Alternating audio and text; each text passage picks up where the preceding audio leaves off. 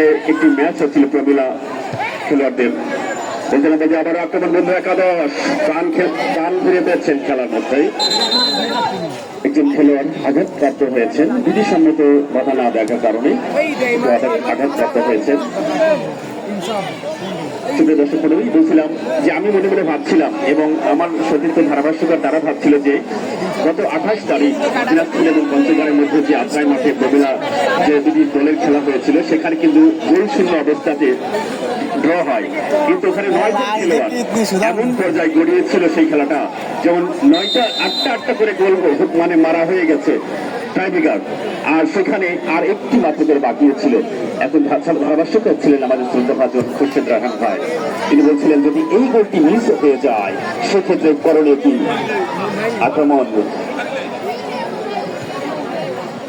মাঝ মাঠ দিয়ে খেলা গড়িয়েছে, খেলোয়াড়ের পরিবর্তন হতে পারে।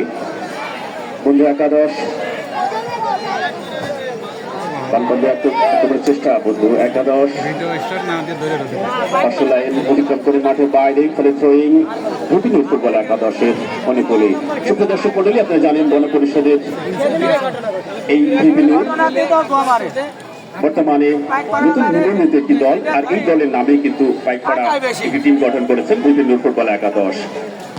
বামপন্থী আক্রমণের চেষ্টা লম্বা করে বাড়িয়েছেন, কিন্তু প্রতিপক্ষের রক্ষণ ছিলেন প্রস্তুত।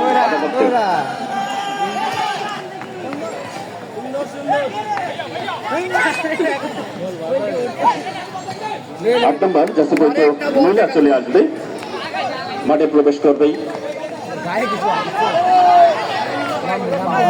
খেলোয়াড়ের পরিবর্তন।